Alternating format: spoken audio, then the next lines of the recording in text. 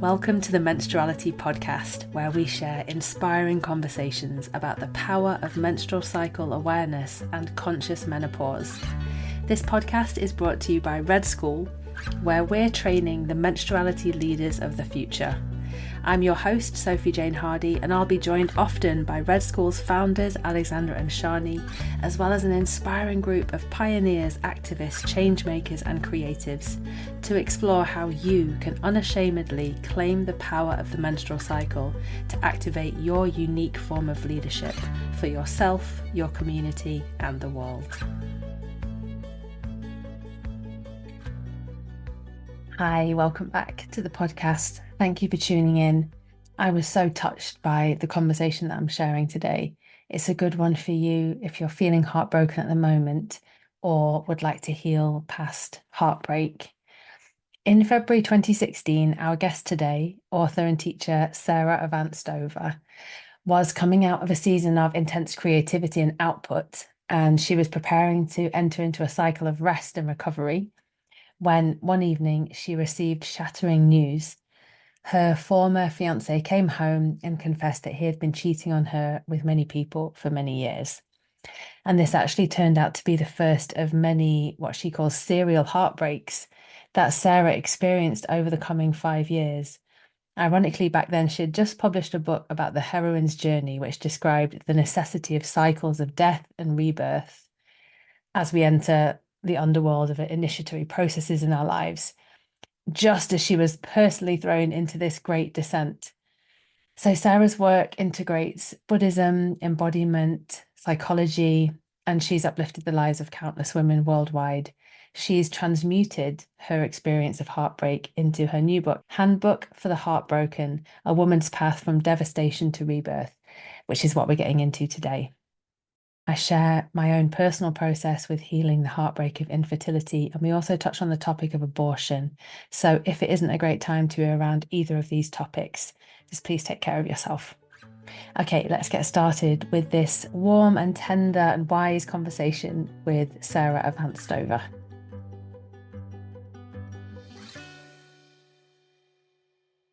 So Sara, thank you so much for joining us on the Menstruality Podcast. It's wonderful to have you. Thanks for making the time today. Oh, thanks so much for having me. Could we start with a menstrual cycle check-in? I'd love to hear where you're at in your cycle and how it's influencing you today, how it's impacting you today. Sure. My menstruation starts in about a week, so I just entered into my premenstrual window. And it's actually good to talk about this because it just presence is more like a reminder. Oh yeah, I'm entering my premenstrual window. I'm grateful that my cycles are very easy, that they have been easy throughout my life. I'm gonna knock on wood because I'm entering, I'm in the window where I could be shifting into perimenopause. So who knows what that will bring.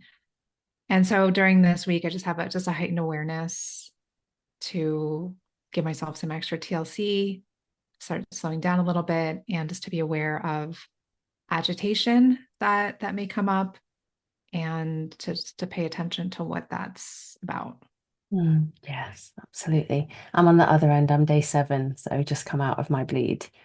Okay. I was just noticing today as I was walking a kind of uprightness to my energy, like a real physical manifestation of this rising energy that can come for me now. Like my spine was sort of holding itself up by itself. It was an interesting feeling. And I do feel, yeah, a lot of rising energy, but also the extra sensitivity that I can tend to have now in my 40s in this like inner spring window, particularly having spent a lot of today with your book, which Mhm. is like it's a tenderizing book.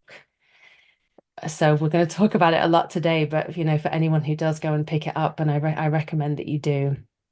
Yeah, it's a big heart opener, isn't it? Big time. So Yeah. yeah. I'm so grateful to you for it. Just before we start talking about the book, I wanted to ask a couple of questions. One of them really being that I've been aware of you for a long time, and I was just looking that you actually have been teaching about the cycle for a really long time. It's quite popular in the world now, which is great, so fantastic.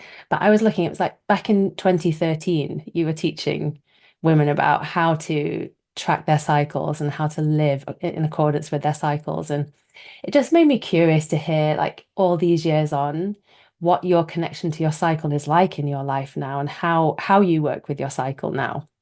Yeah. Well, before we started recording, we were talking about how we both have spent time in Chiang Mai, Thailand. And it was there that I first started working with my cycle because I had, and actually I just said that I've had pretty easy cycles my whole life, but that's not totally true. It was so long ago that can forget about it. But in my 20s, I stopped menstruating for a period of time because of just years of eating disorders in my teens. And so it was in living in Thailand that I started to study about cycles and begin to heal them. And I first started really teaching and writing about it in my first book that came out in 2011. And these days, actually, for a while, for some years now, it hasn't been the most prominent thing in my life. And it's something that I feel like I've just really integrated. Mm, And maybe other things have just taken more of a center stage, other points of focus, other things that I've been working on integrating. mm, And that's just kind of running in the background as just one of my ways of relating to myself and operating in the world. So it's still important to me, but it's kind of just like eating healthy or drinking water. mm, It's just something that I do and don't really need to think about that much anymore. mm. I feel like we're part of a grand experiment at the moment where women and people who menstruate who have been tracking their cycles for a long time and have reached this point of integration. It's going to be interesting to see how menopause goes, because one of the wonderful things about cycle awareness is how it can prepare us for menopause. So maybe we can have a conversation in, I don't know, 5, 6 times. Yes, to be determined. Mm, Definitely a new frontier. But I will say that, and I'm open to being humbled by my menopause experience, but some of my mentors who have passed through that initiation have just advised me to set up my life as much as possible for more simplicity during that time. And so even in my work, one of my intentions has been to create containers or to create systems that can afford me more space and time when I reach that window, which it seems like just from my family line would be in my early to mid 50s. So I'm 46 and a half now. So I still have some years, and I've definitely been in a big building phase in my work these past few years, and I will be for another few years. So I'm just also working just to create a life that will be conducive to me taking more space when mm, that time comes. so beautiful and so wise. And I just really long for a world where all women and people who menstruate can be thinking in this way, where the world thinks in this way. Ah, she's heading towards that. How can we support her right now? Ha, that world is coming. But to your book, Sarah, I want to say thank you, thank you, thank you for writing this and for um, your courage to be so generous in sharing your heartbreak stories. Like, it's an immensely generous act. And having been through my own heartbreaks, we've all been through them on whatever level. I felt so seen and so yeah, acknowledged and just given permission to feel whatever I'm feeling still around my heartbreaks. And I just think I think it's going to be a gift that just this book keeps giving to people. So thank you from my heart. I'm curious, having tracked your work for a while, in terms of your calling, how you understand like the unfolding of your work and your destiny, how do you see this heartbreak piece like playing a role there? I heard you in an interview speak about how telling your stories of heartbreak is part of helping to heal the feminine wounds in the world for you. And I just would love to hear you speak a bit more to that.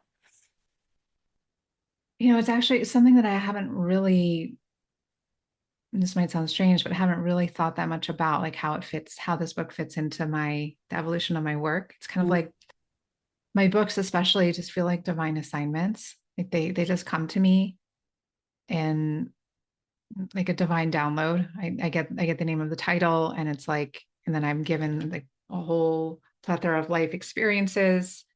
And then I go through my own journey of following the breadcrumbs and seeing what teachings and what practices and what resources help me to get through it. And I see what I learn about it, and then I write about it. So it's not something that's premeditated, I could say, but in hindsight, it seems like, my experience of going through all these heartbreaks that I write about is that I feel like it helped prepare me for the world right now. Mm, And I'll give you an example of this. So these serial heartbreaks that span from 2016 to 2020, they started tapering off right as the pandemic struck. And pretty much everyone in my life was really freaking out about the pandemic and was really rattled by it. I was not that rattled by it. And it's not to say that it wasn't bad for a lot of people. It absolutely was. But just for me, with what I had been going through the previous several years, it was kind of okay, more of the same. Like, I know how to do this.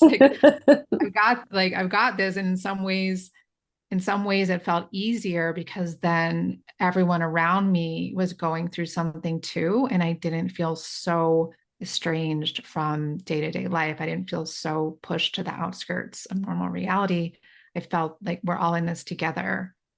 So it allowed me to be a resource for people. And now all those things that I experienced continues to allow me to be a resource to other people in a way. And I always have been in different ways, but at a much deeper level now, mm, because I have just gone to some really, really deep, dark places inside myself and inside my life. And there is a lot more of a reservoir of compassion mhm. and just resonance that I can draw on with people. And I think that with all that we're facing right now, and who knows what's to come, we need more of us who have this deep compassion and not trying to fix people, not trying to give advice, not trying to be prescriptive, just giving full permission for us to all have whatever experience we're having. Yes. Yeah. Maybe we'll talk about it in this conversation, but the main heartbreak that I've had in the past years was 4 years of trying to conceive. And the loneliest bit of it was the fixing from people. And I just was in agony. And I just needed to be with people who would say, so far, this is so hard. And I love you. And it's just so hard. That's really all I needed. And there were some people that could say that. And I just had these little sanctuaries of safety with them. And then the rest of the time, I felt I had to armor up to protect myself. And it was so shit, so shit. And but what it's given me is when I'm with someone now who is suffering, I can go, God, this is so hard. And I can just breathe. And it's not easy. It's still hard to be with someone who is in the depths of despair. But there isn't this movement in me to try and somehow make it better because I just know I can't. Yeah. And it goes back to that practice of attunement that we Mm. all need as babies with our primary caregivers. Mm, Just need them to be with us if we're crying, if we're happy, if we're sick, and just be noticing what we're experiencing and to just be present with us in that. And there is something just about us as human beings. And I would say even my dog Sadie, it's like she needs attunement too. I think it's just something that we as living creatures need. yeah. And I think we've in a lot of ways lost touch with how to do that as human beings because we're so busy and we're so scared of when things are hard for ourselves or for other people. And we're not taught how to be during those times. And that was one of the reasons why I wrote this book. It's like we don't have education about this. Yeah. Yeah. I think one of the words you used was we live in a heartbreak illiterate world. Yeah, It's definitely been my experience. Yeah. Would you mind walking us into the first heartbreak story in the book so that we can understand a bit of the context? Yeah, what happened for you in February 2016? sure. It was a few months after my second book came out. and I had been in a long stretch of exertion. And I'm even thinking about my life right now, like coming out of a book launch, I'm moving into a program launch, and just how it is such a season of output, and how, talking about seasons and cycles, like as necessary rhythm after those times of a lot of output is rest and recovery. And I was preparing, like that night in February 2016, I was preparing to enter into a cycle of rest and recovery after this long period of exertion. And my former fiance came home that night as I was making dinner and sat me down at the kitchen table. The food was getting cold on the kitchen counter, and told me that he had been cheating on me. And it wasn't just once, it wasn't just with one person, but it was with many people over many years. And even though I've told this story so many times, I don't even know what words to say after that point. It shattered me. Yes. It shattered me. And it shattered my trust in myself, my trust in what I thought my life was, trust in him. And it sent huge ripples through every area of my life and changed everything irrevocably. Mm.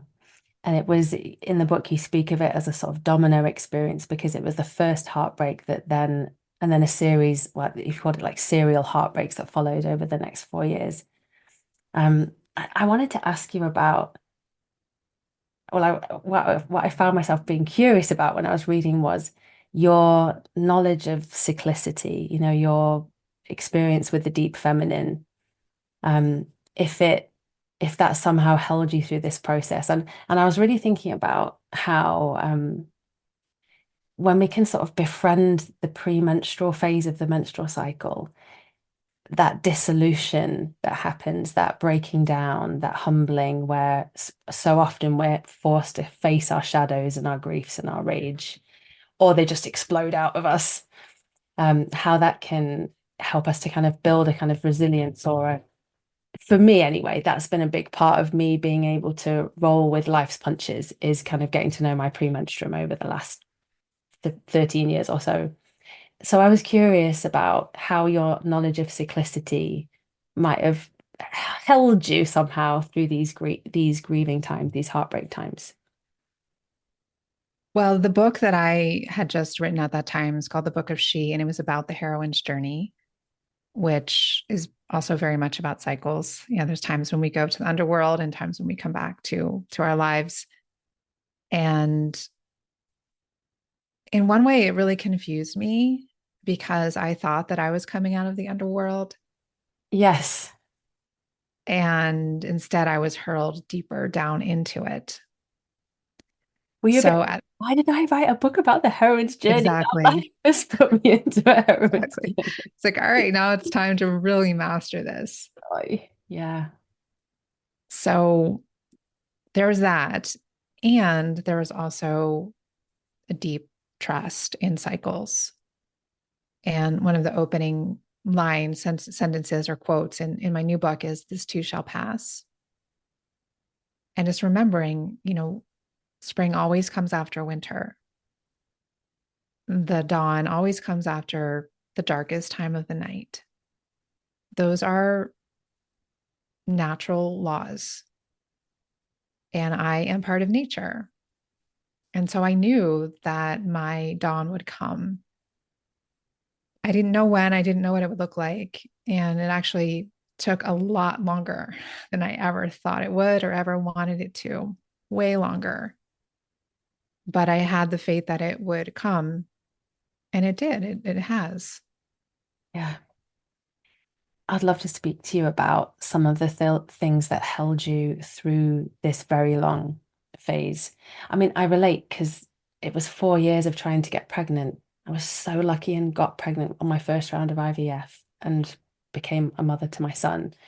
And he's 3.5, and it's only now that I feel like I'm reconciling with those 4 years of, and I have huge guilty parts that go, but you've got a child. Why are you grieving that time? That's over. But there's something about your book, it gives such permission to grieve whatever you're grieving, that all heartbreaks are valid if they feel like heartbreak. Yeah, and it was a long time. You were going through heartbreak for a long time. So I'd love to speak to you about some of the things that helped you, recognizing that many of our listeners are probably going through their own heartbreaks right now or are healing heartbreaks from the past. And one of them is IFS, so internal family systems, which really feels like a golden thread throughout the book. And I feel lucky because one of my best friends teaches parts work through a different modality. It's voice dialogue. But we've been in a like multi-year journey together with our own inner families, our own inner villages, exploring all our different parts together. And it's a big question, but I wonder if you could speak to how IFS, internal family systems, has helped you through these heartbreaks. Sure. Well, first, I want to say congratulations on your son, Thank you. and also to validate that, yes, it sounds like there is still healing to do, or attention that's being called for the heartbreak of the years that preceded that. And that sounds like maybe you didn't have time to do that because you got pregnant. And how normal and natural that is, that we all experience heartbreaks, that maybe we don't have time to process them when they're happening or right after that. And one of the reasons why I wrote this book is to help us to go back and take space for those.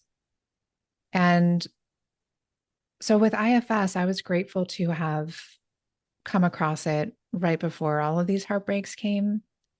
And I spoke with my mentor who introduced me to IFS. I spoke with her within days after my former fiance shared this news. And she really challenged me to make IFS a central part of my life, Mm. and to really do, at bare minimum, weekly one-on-one sessions to delve deep into what led me to be in that relationship in the first place and everything that it was bringing up in me as a result of it.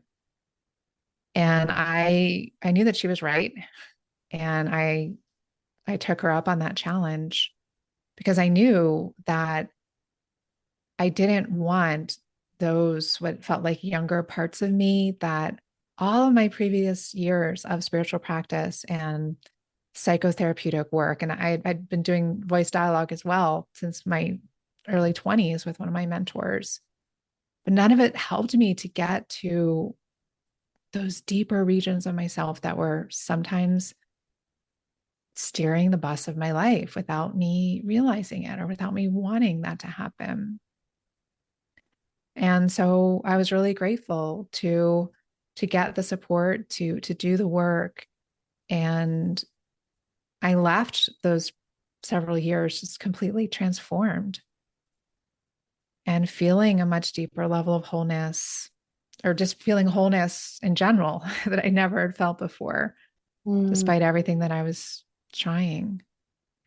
I think it was the heartbreak itself that enabled you to reach those parts of yourself that you otherwise weren't reaching. I think so. I think so. And also just reaching a rock bottom, Mm. where, because one of the reasons why my mentor challenged me in that way is because I think other things kept taking the first priority in my life, whether it was writing a book or um, my relationship or whatever it was. But it was like, to, no, like, for you to really heal this, like, this needs to be the number one thing. And that's significant, like, to make something our number one priority in our lives. Yes. And so I needed things to get that dire to be willing to do that. And that I was in my late 30s at the time, and I was like, I want to have a fulfilling relationship. I want to have a fulfilling life. I want to have the kind of life that I want to have. And like, the clock is ticking. Yeah. I need to do this. It's like, it was such an expensive learning, like that, it's like once we get older, the stakes are just so much higher than when we're in our 20s or even in our early 30s. Yeah. It's like, I know that I need to get this now. Yeah. I feel that we don't talk about this enough. I know you had a conversation with Jodie Day, and I also have about childlessness and how there are conversations that we really need to be having as women around the clock ticking. There's a reality that I feel like we don't speak about. And I heard it in your story when you talked about the next relationship you had after your ex-fiance, where there was something in you going, I want to have a family. And there's a kind of speeding up process that happens that might make us make different decisions that we wouldn't have otherwise made. And that feels like a sort of important catalyst in your next heartbreak experience. Absolutely. Yeah. So one of the things that my former fiance and I were in dialogue with for some years was whether or not to have a child together. And right before everything blew up, he shared with me that he had decided that he was a no to having a child. And I got clear that I was pretty much a yes, but I was really praying to get that divine guidance of whether or not to actually leave the relationship and seek out to do that, because that felt scary. And I Mm. didn't know if it would even happen. And my prayer was answered because within a week or something, this news came forward and it was just clear as day what I needed to do. But I was in my late 30s. I was single and I was panicking and I was angry. Yeah. I was angry that he hadn't told me that 5 years ago, 4 years ago, even 1 year ago, so I could have had more time. And so I left that relationship really determined to heal. And there's another dynamic in there, in that I found out that he was on the narcissistic spectrum. And that's like a whole other category of healing that I wasn't aware needed to happen, because I had experienced breakups before and I was just kind of thinking this was like a usual breakup. But the damage that was done by being in relationship with a narcissist went much deeper than I understood, which it took me some time to figure that out. It actually took several years to heal from that.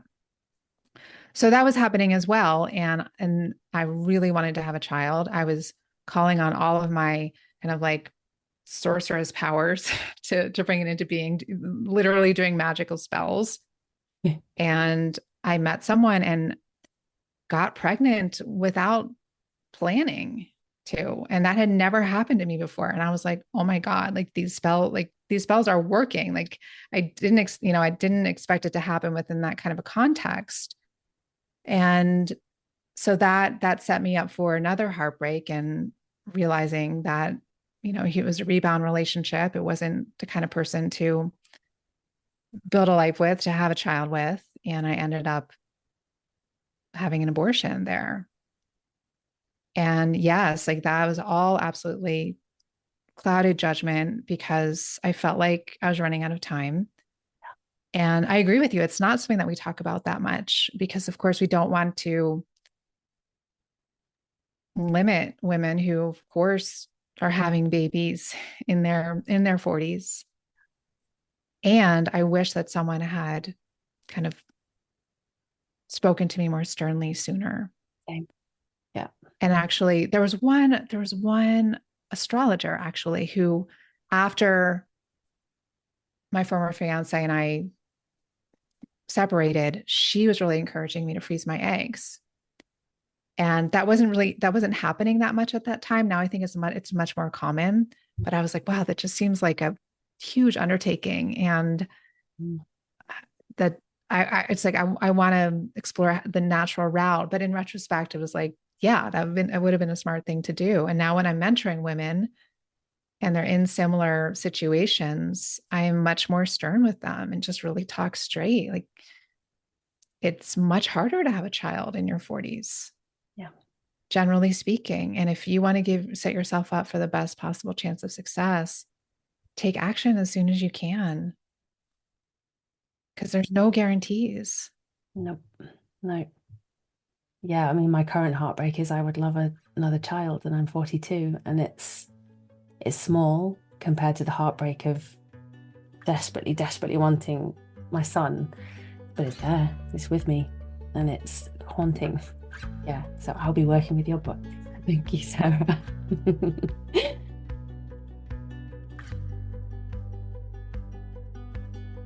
So I'm just going to take a moment to pause this chat with Sarah to share an invitation with you for something that's actually beginning tomorrow. It's our new Red School course, Cycle Power, with Alexandra and Shani, who are the co-founders of Red School.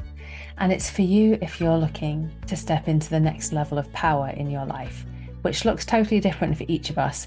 For you, it could be a longing that you have to take up more space, to claim your wild and weird nature, to free up your voice, to express yourself more fully. For others, it could mean reclaiming your power within a relationship, in your workplace, or feeling more empowered in the midst of a healing process or a challenging life transition like the ones we've been chatting about with Sarah today. The deep level of embodied cycle awareness that Alexandra and Shani will guide you in Cycle Power is gentle, it's safe, but it's undeniably potent as a homecoming to our own cyclical nature. And in this patriarchal culture, which denies and actually uproots us from our cyclicity, it is so much more than time to rest back into the cyclical power that is our birthright. And that's what this course is all about. You can find out more and take your seat at redschool.net/cycle power.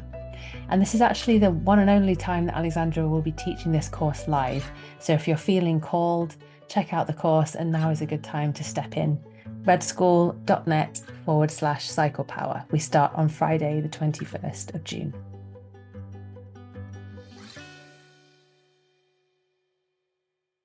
There was another thing that touched me in the book in terms of what supported your process, which is around a grief ritual that you did. Because like I said earlier, you speak about how we live in a heartbreak illiterate world. So you have this great quote: we live in a heartbreak illiterate world that's obsessed with success, shackled with isolation, and ignorant of how valuable our suffering can be for our growth and evolution, not only as individuals, but as species. And you speak about this grief ritual you did after the abortion, I think, led by a student of the brilliant late grief teacher Sabont Fusome from Burkina Faso, where you were held by a group, by a community to grieve. And I wondered if you could speak about that process of letting the grief move physically through our bodies in community and the importance of that. Just as you were speaking about that and I was feeling into that ritual, I actually got goosebumps because it was so powerful. And I really wish that we all had access to these on a regular basis. I went to that ritual that day through the advice of one of my therapists at the time, who was well versed in grief rituals. And I was just going on faith of her sharing how profound it was. I didn't really, that particular day, I didn't really feel that much grief present. I actually felt pretty good. So I had a lot of resistance to going. You know, talking about IFS, like a part of me was kind of like rolling her eyes, like, oh God, okay, we'll go, but I don't think it's really going to help.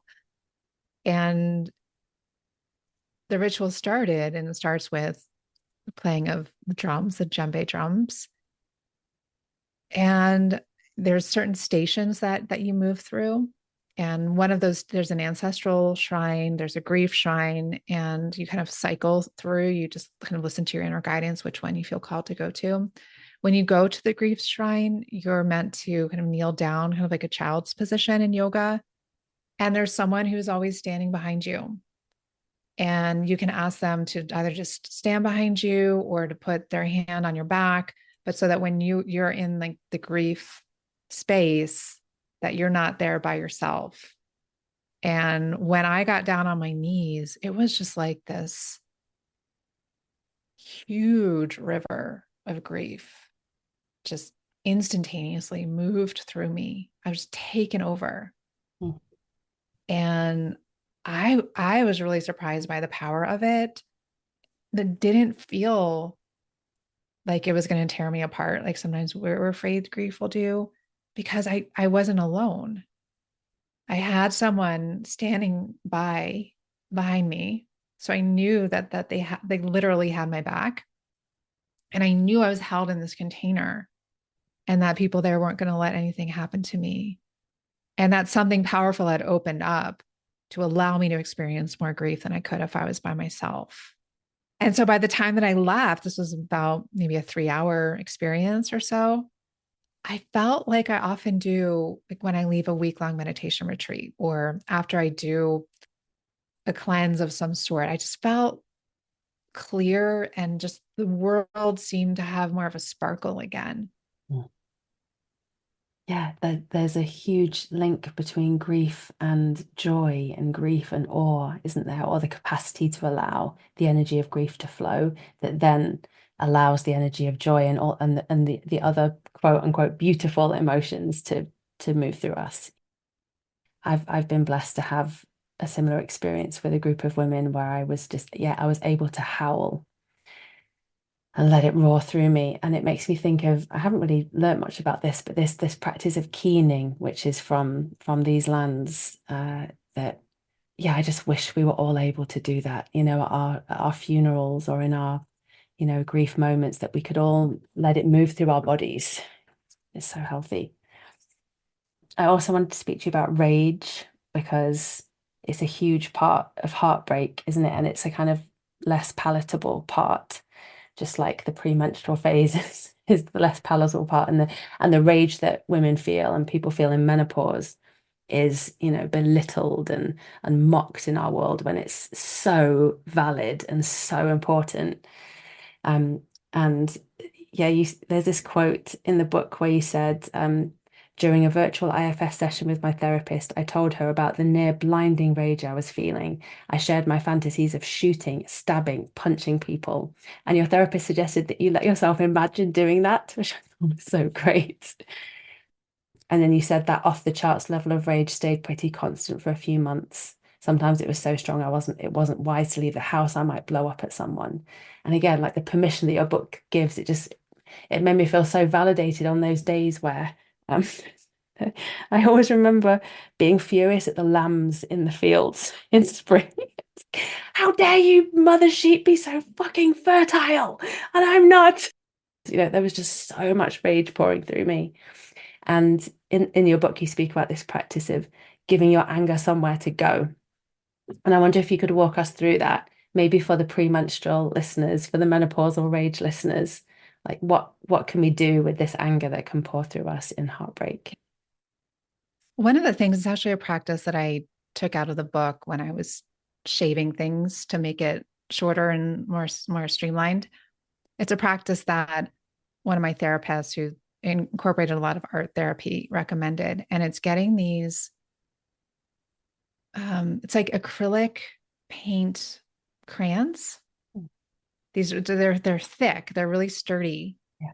and getting a big piece of paper and just like scribbling, madly scribbling with a lot of intensity or with whatever level of intensity feels good for you, and just going after the colors that feel right. And that was really therapeutic for me.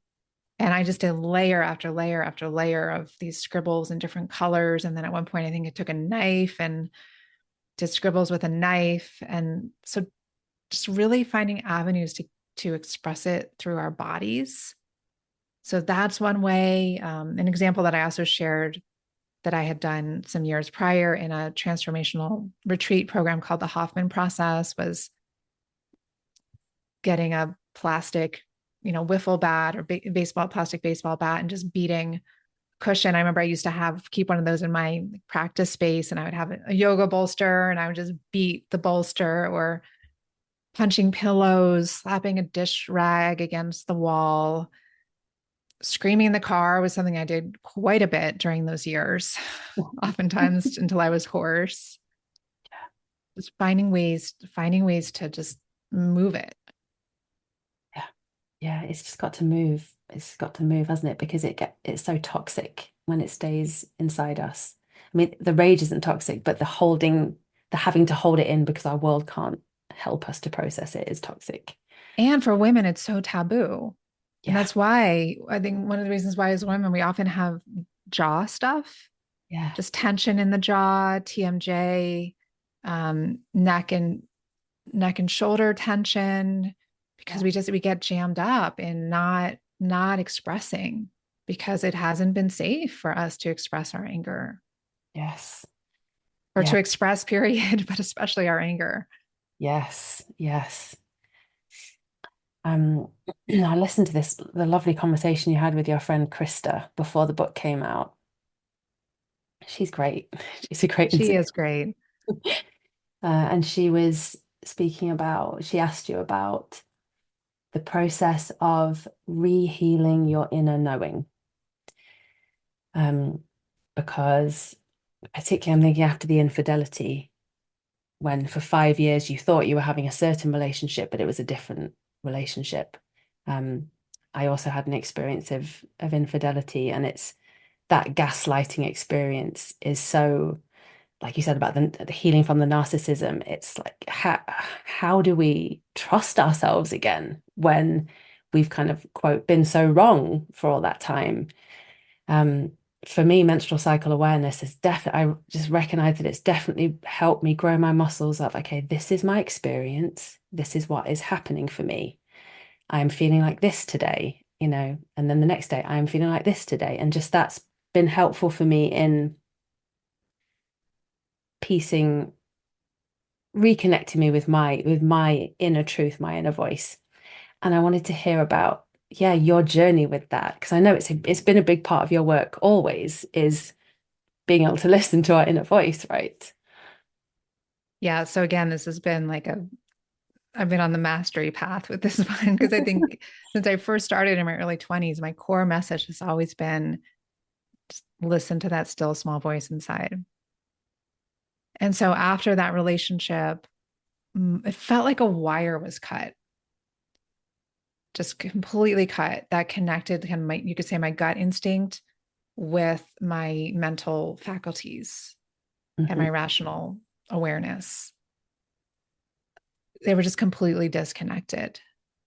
And I knew that I needed to set out to heal it. And I think that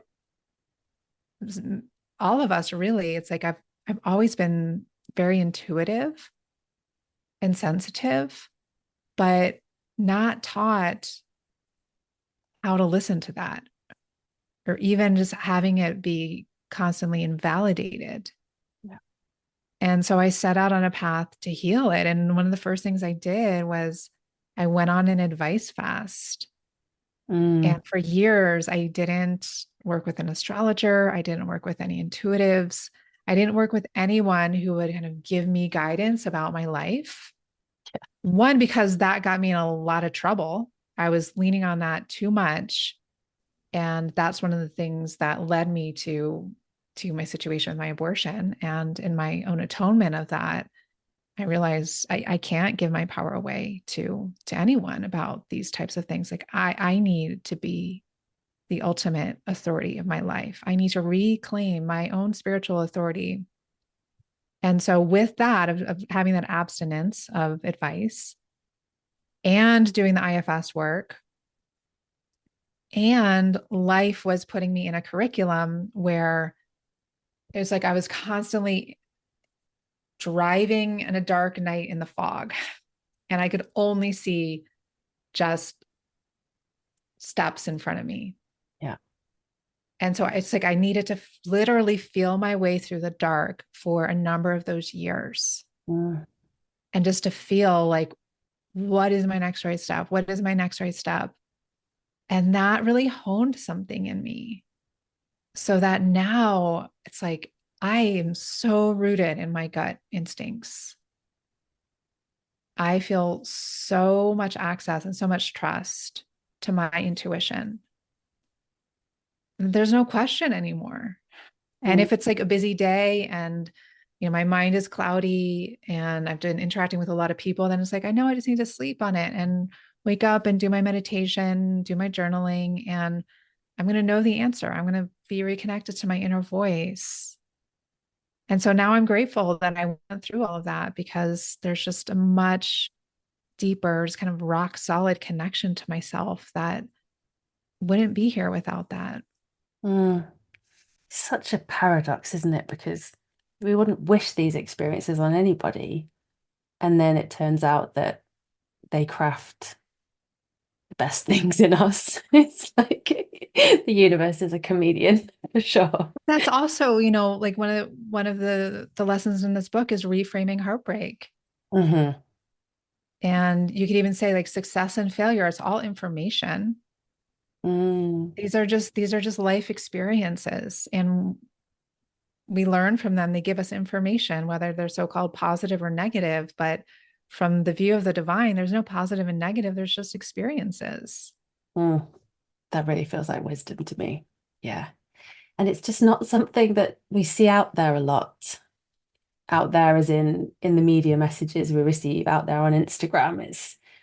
It's so shiny still. And I've just been really appreciating you and the book and your transparency and how it cuts through the surface level bullshit out there that's tries to pretend that life is shiny when it's not. And we can kind of smell the bullshit in it, but we just something in us gets lured into it anyway. And it's like, ugh, I just I appreciate the breath of fresh air of you and this book just cutting through all of the bullshit. Yeah. Yeah. Mm. So, having explored this, what would you say to someone who isn't currently living in the experience of feeling that they may have feel like they betrayed themselves or that they didn't listen to their inner knowing and now they feel cut off from it to to recreate that relationship between the gut knowing and their head so that they can find that stability in themselves again. I'd say the first thing is to kind of like go back to those moments where you notice that you abandoned yourself or you notice that you betrayed yourself, and really take an inventory. And maybe that's in your journal, just really looking back at all those moments and seeing, or just bringing more consciousness to it, shining the light on it. Because at some level, you were conscious, and at some level, you were unconscious. Or parts of you were aware it was happening, and parts of you were falling asleep at the wheel, or maybe all the way in the back seat and not paying attention. So, in retrospect, going back to those moments and just taking an inventory without judgment as much as possible, and really questioning what was going on there. What made me, what part of me was leading the way Mm, that made me betray myself and put someone else's truth above my own, mm, or someone else's needs above my own.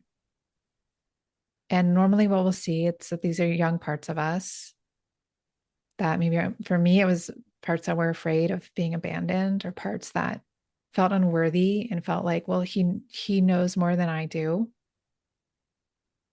And seeing like where that came from, because it always goes back to our younger years and some sort of survival pattern or protective pattern that we needed to put in place, that we had very good reasons for putting into place, but that now as adult women are causing a lot of damage.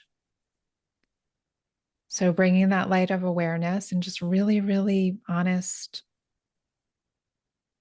looking, honest reflection. mm.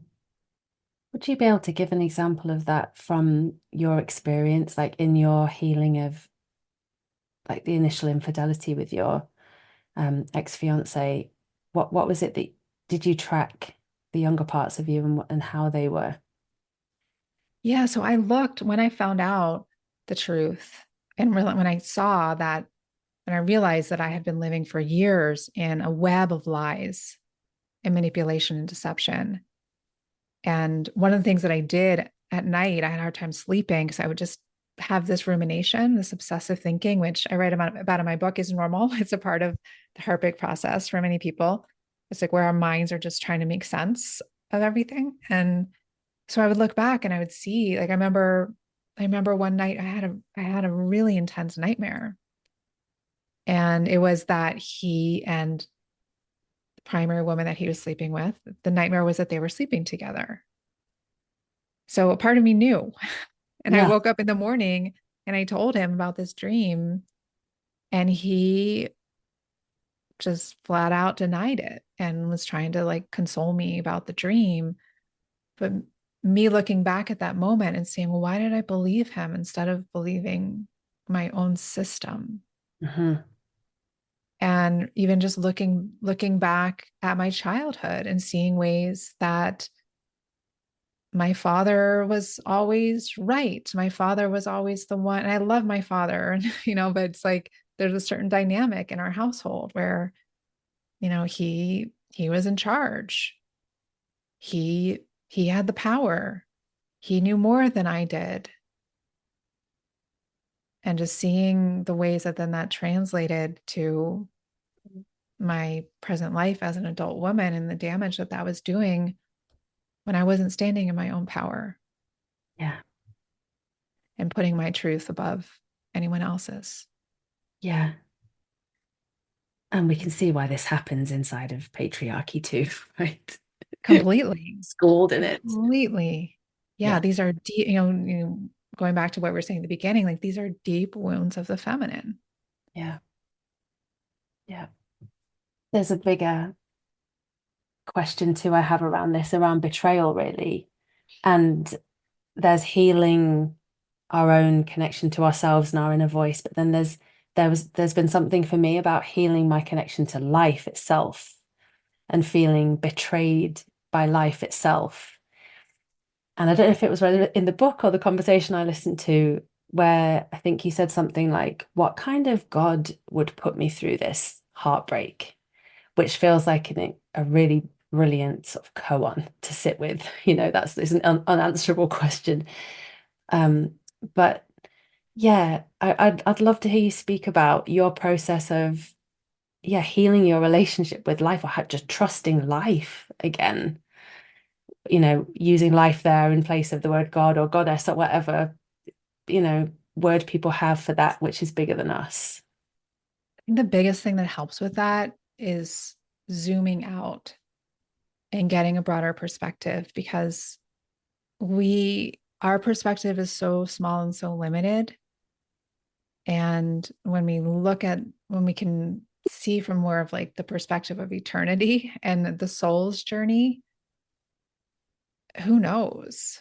Yeah. Who knows? And so we can have this idea like in this, in Sara, in her life, it should look this way. But it's like in the perspective of my soul's journey, like I feel like that's so much bigger than this one lifetime that I'm in. It's like just a much broader canvas to paint on. And so one of the things that helped me with that, and I share a story in the book about doing an MDMA therapeutic session.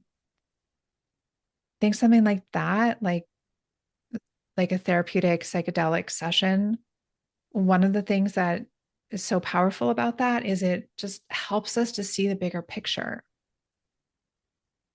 And when we're in trauma, when we're in heartbreak, things get so small.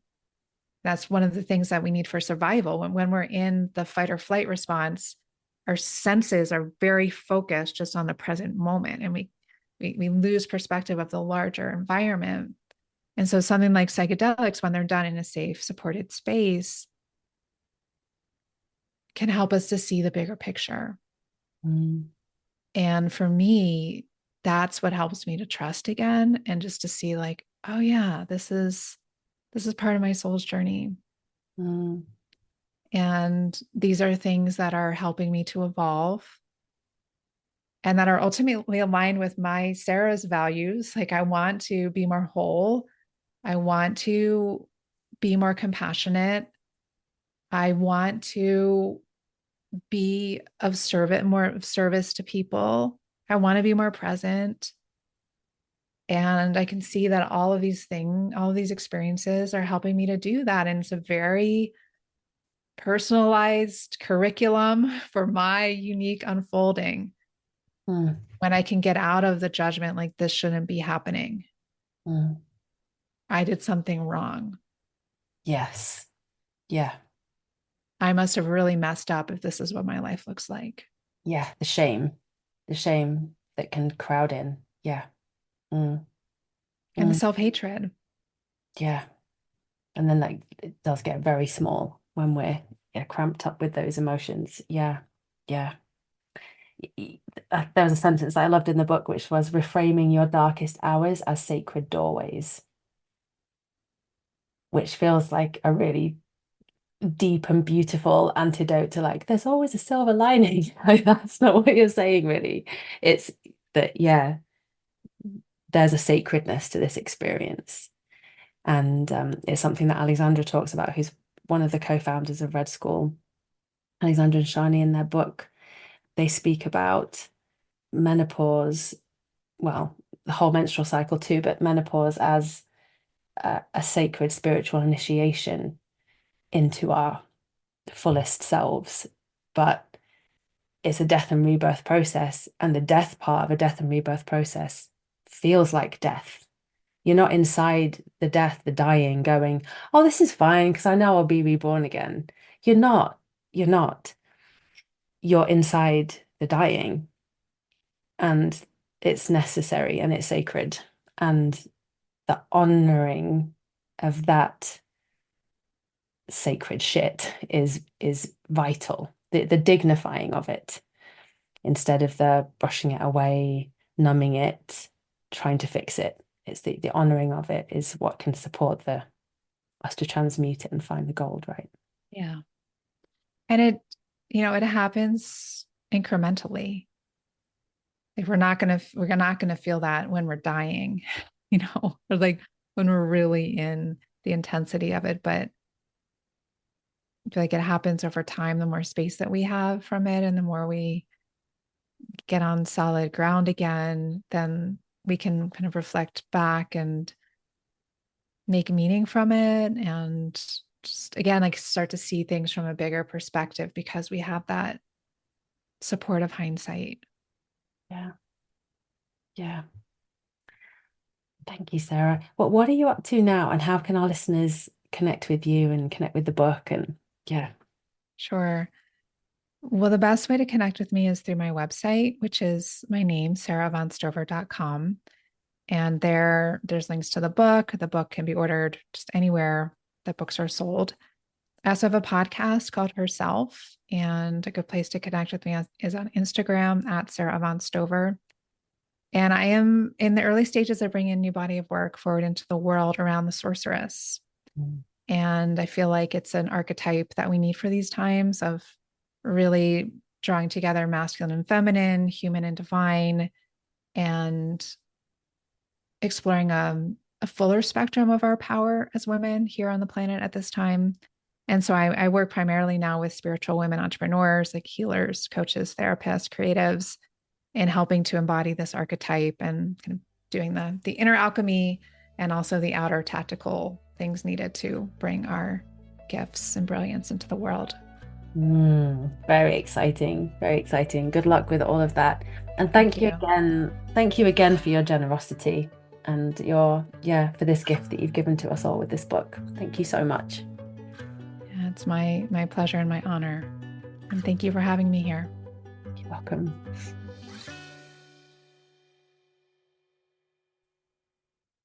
Thank you for being with us today. Thank you for giving a precious hour of your life to this conversation.